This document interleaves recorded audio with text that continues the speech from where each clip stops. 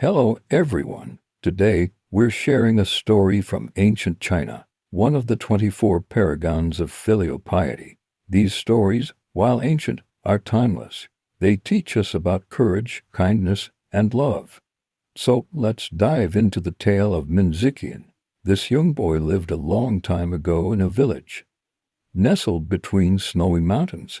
It was the kind of place where winters were long and bitter, and the only way to survive them was to have a warm coat. But Ziqian wasn't like other kids. He had a good heart, but his life was tough. His mother died when he was little, and his father remarried. Now, his new stepmother wasn't exactly kind. In fact, she was downright cruel.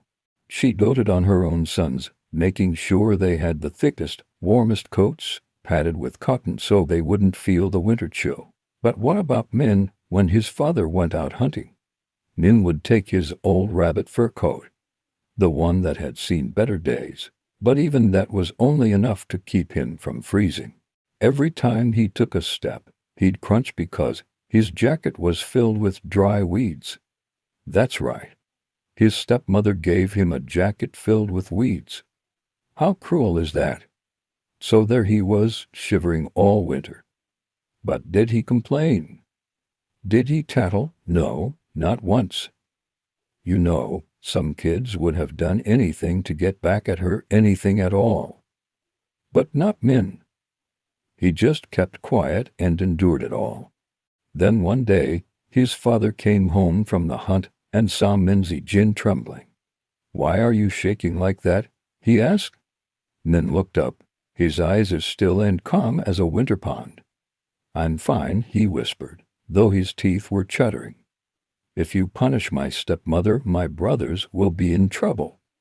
They did nothing wrong." Wow! Can you believe that? Even in the face of such cruelty, he was thinking of others. His father was a hunter, used to tracking animals through the forest. He could read the signs of a rabbit or a deer by the way it moved. But this shook him to the core. Without another word, he drove the stepmother out of the house, and that's when Ziqian's real ordeal came to an end. Finally, he was wrapped in a warm quilt, not with weeds, but with love. Some heroes wield swords and fight their battles in the open. Min wielded stillness. He fought his battle with patience and inner strength. There was no revenge, no blame, just love, quiet and calm like the frost on a winter morning.